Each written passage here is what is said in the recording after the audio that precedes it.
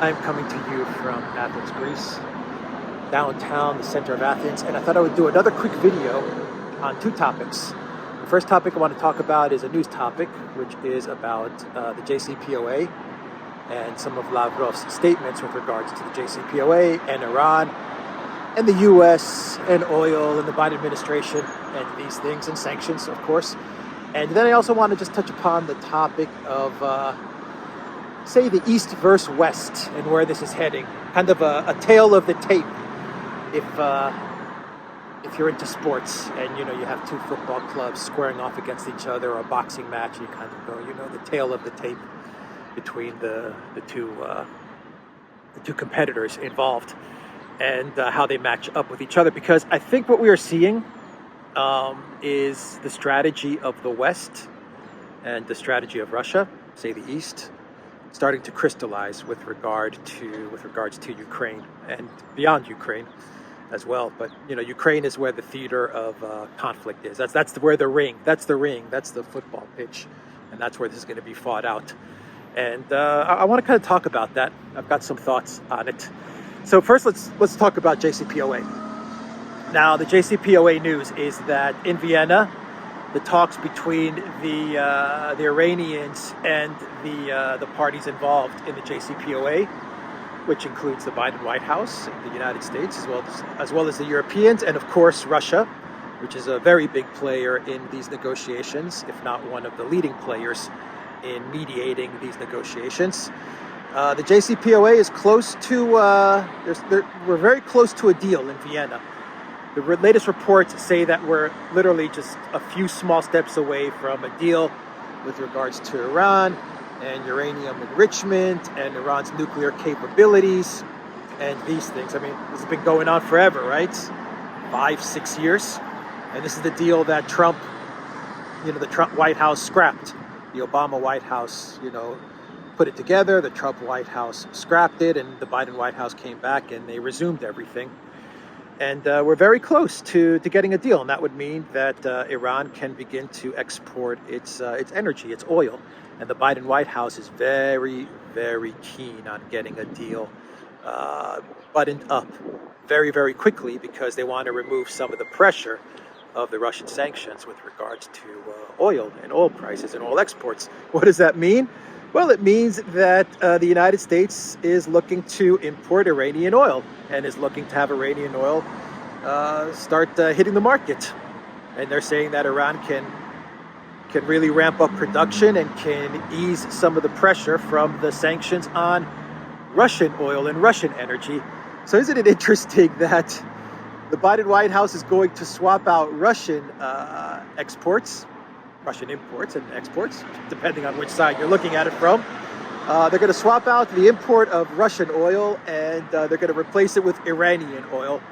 Boy, I bet you people like Sean Hannity, their head's going to explode when he's going to try to explain this. Because he's someone that absolutely despises Iran, and he's someone that despises Russia, and so it's just, the whole thing is incredible, isn't it?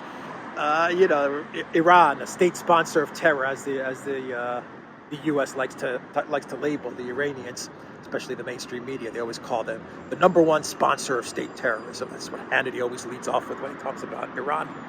And now you're going to have to come up with a deal with Iran. You're going to have to come to a deal with the JCPOA very, very quickly, so that you can get some of that quote unquote number one state sponsor of terrorism oil and gas to America in order to decrease the price. This is just freaking crazy, man. It's just absolutely crazy. But it just goes to show that sanctions, I mean, you don't know what's going to come about when you start sanctioning like crazy, which is what the Biden White House and the EU, the collective West, has done.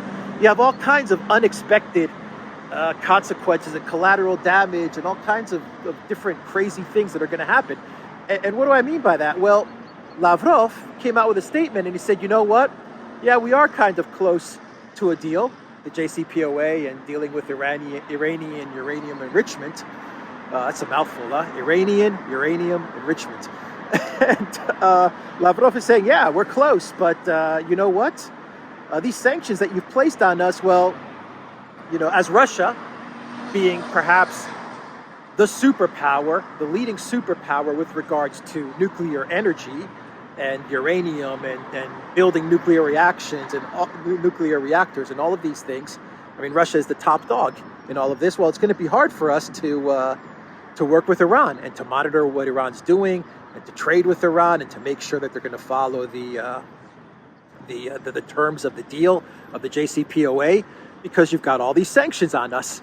And so, not only do we want safeguards that will be able to work with Iran if a deal is put in place, but we want to make sure that we can work with Iran on all types of things, creating all types of loopholes for Russia in all types of other areas, right? So I mean, he's broadened out the scope of Russia's interaction vis-a-vis Iran as the JCPOA deal gets closer to finalization.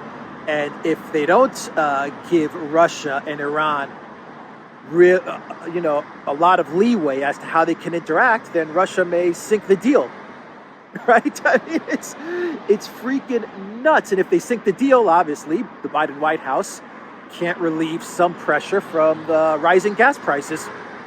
Rising gas prices that he's looking to relieve the pressure from with Iranian imports, Iranian oil.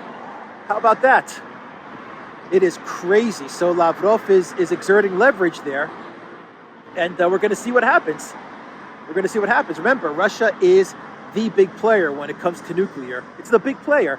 And, as this thing goes forward, these sanctions, and we start to try and live with these sanctions that have been placed, these massive, incredible sanctions, I think a lot of people in the collective West are going to get a very, very rude awakening with regards to the fiction that has been put out there, that Russia is a gas station masquerading as a country. That trope. Russia is a gas station masquerading as a country. I think a lot of people around the world, unfortunately, they're going to get a very, very rude awakening, understanding that Russia is much more than a gas station. Much, much more. It's a nuclear power. It's metals, minerals, food, wheat, gas, you name it. A mediator, a broker. People are going to really, really understand the amount of damage that the Biden White House and the European Union has done to the global value chain and supply chain. And it is going to be an absolutely rude awakening, a very, very devastating and painful awakening for the entire world. Anyway, that's what's going on with the JCPOA, with Lavrov, and with Iran, and with the Biden White House.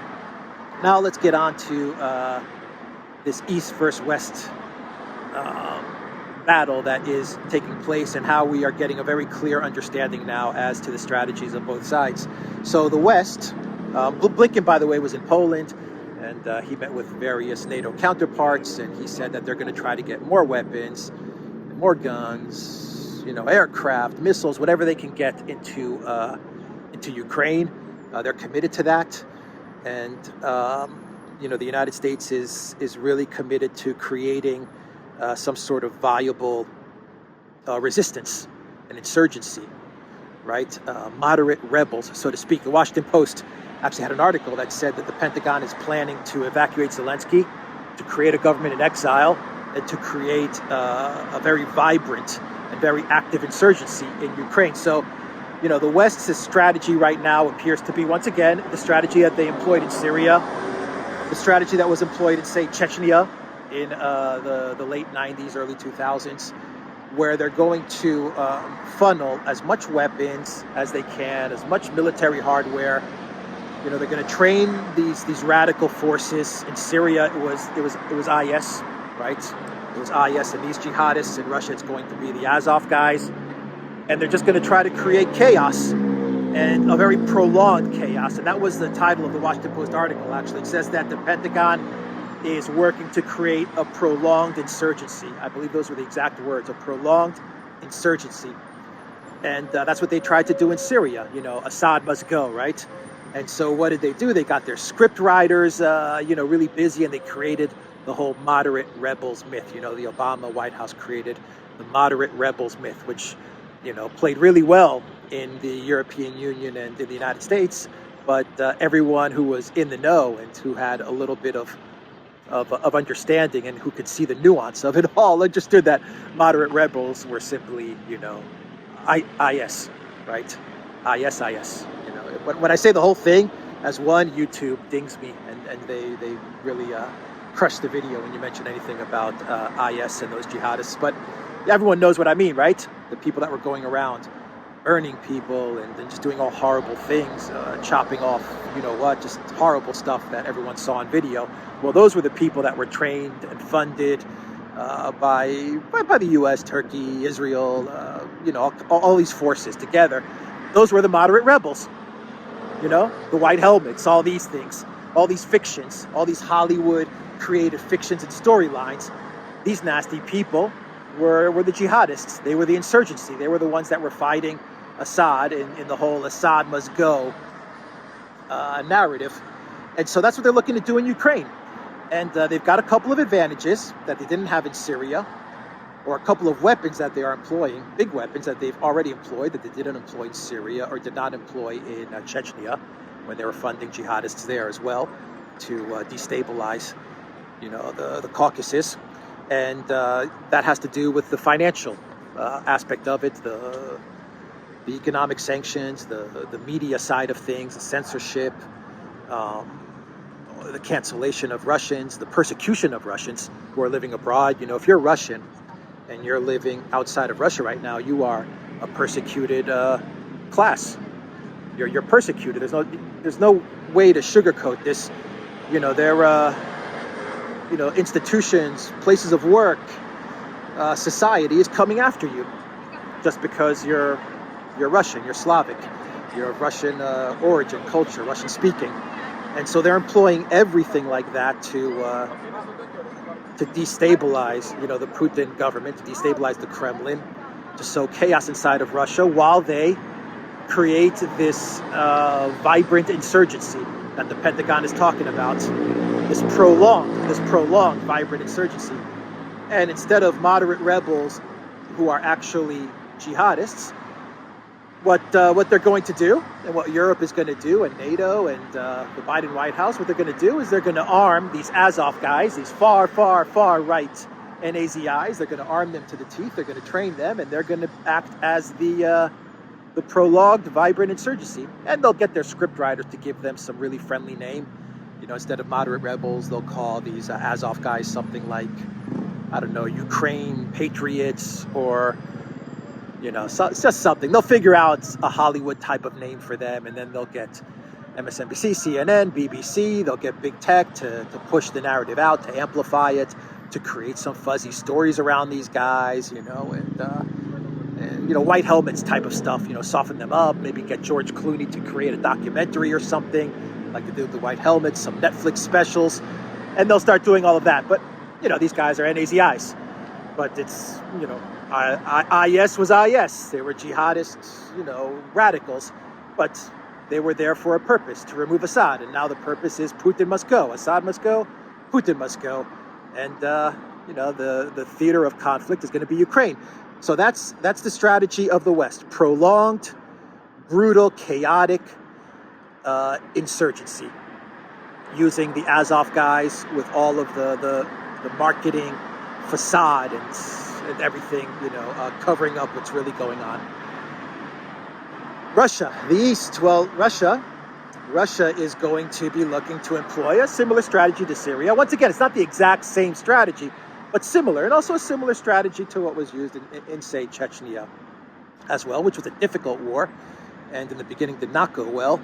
But, the strategy is going to be to try and capture, not take over, not destroy, not control, but to try and capture the part of Ukraine that they believe they have a connection to, a cultural connection, a linguistic connection, that they have an understanding of, a Ukraine which they believe they can control, and they can shape, and they can mold, and that they can turn into a prosperous and peaceful neighbor. And that's what they're going to look to do. And that's what they're going to work to do. That's why they haven't destroyed infrastructure and buildings and communication lines and electricity. because they want to try to capture Ukraine in the best possible condition, with the least civilian casualties. They want the military intact. They don't want de-Baathification like what happened in Iraq. They want the military intact. They want the administrative architecture intact. They want the mayors in place. They want the administrative officers in place and officials.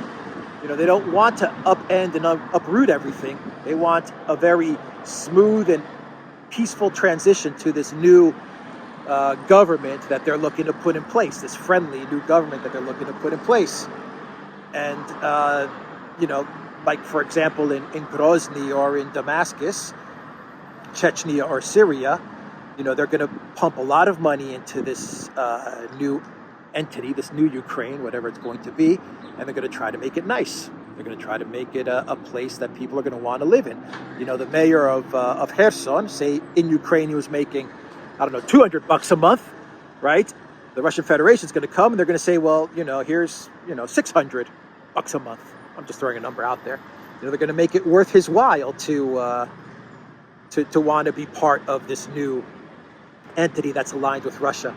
And of course, Russia has China with them in their back.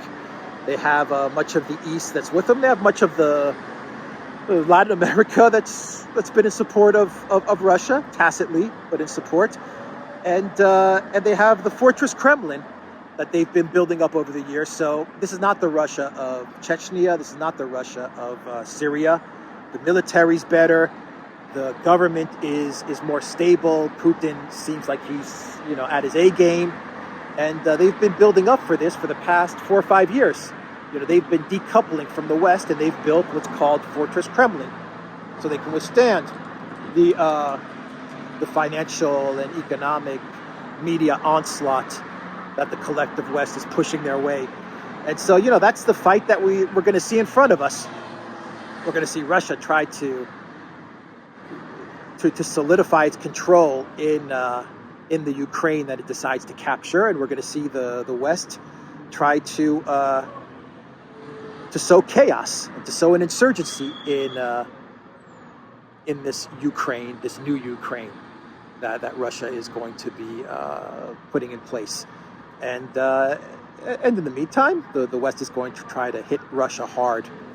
Inside of Russia, hit them hard with sanctions and censorship and just a complete cancellation of the Russian culture and the Russian people. And the Russians are going to fight back with, asymmetric tools at their disposal, like the JCPOA, what they're doing, what Lavrov is doing with the JCPOA, with energy, with gas, with wheat, with fertilizer, with minerals and potassium and metals. And I think titanium and potash and all kinds of stuff like this to really create economic chaos and economic misery in the EU and the United States. This is going to be the battle, everybody. It's going to be, it's going to be terrible.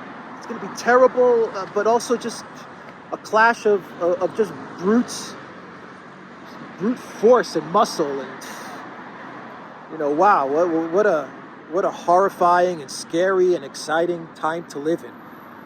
So that's how we're seeing things, and this is really starting to crystallize now. And you're getting statements from the State Department and the Pentagon, and they're kind of hinting at their strategy, and the Russians are hinting at their strategy, and they're showing their strategy pretty much. And we're going to see the clash now. And Chechnya and Grozny turned out to be a beautiful city and a prosperous city once the Russians got everything under control. And Syria is now under control with if you ignore the Idlib enclave, which is also part of the Russian strategy with regards to Ukraine and the West. But Syria is also under control, and the Russians prevented the collapse of Syria. And you're going to see the same thing play out in Ukraine. But the timeline is tight. The Russians, I don't know if Russia can afford a prolonged insurgency, right? Especially with the sanctions and all of that type of pressure, which was pressure that wasn't employed in Syria. But this pressure has really been employed to the full extent right now with regards to Ukraine. But on the flip side, Russia's retaliation to Europe and to the United States, but specifically to Europe, along with China at its back, well, you know, that's going to be something to see how they're going to hit back. And you know, we've seen the full force of the collective West sanctions. They've already exposed all their cards. So whatever they could do, they have pretty much done. Give or take some little things like Visa canceling, you know, operations in Russia or MasterCard. These are very, very minor things. The big things they've already done, and Russia hasn't done any of the big things yet. But this JCPOA move is an interesting move. It shows how Russia's going to respond in an asymmetric manner. And they're going to respond, I believe, over time, over many, many months. Step by step, they'll hit at the EU and the US economy. And the EU and the US security. You know, Iran is also there's not only an energy and an oil component, there's a security component to it. And it's interesting that Putin was sitting down with the Israeli prime minister. I bet you they were talking about the JCPOA in Iran. And now it looks like Israel may want to try to mediate a peace. You see everything is connected. Every freaking thing is connected. And so I'll just leave you with one more thought. You know, as we're about to enter this slugfest, you know, just so everyone can, you know, I'd be curious, who do you think is going to win in this East versus West slugfest? And just keep in mind that the leadership, the people that are going to be taking the lead reins for the West are going to be, you know, Joe Biden, Obama, Hillary Clinton, Newland, Blinken, Schultz, von der Leyen, right? These are going to be the leaders. These are going to be this is the team that's going to be on the pitch playing against the East, the Russians. So that's going to be your team over there. And your team for the East is going to be Putin, Shoigu, Medvedev, Xi of China. You know, maybe Modi will be like, you know, coming off the bench. Who knows? India and Modi, who knows? Maybe they'll come off the bench and play. You know, Iran is going to be siding with Russia too. You know, Lavrov is speaking with Iran as they're throwing monkey wrenches in the JCPOA. You know, Iran is also saying this is interesting. This is very interesting.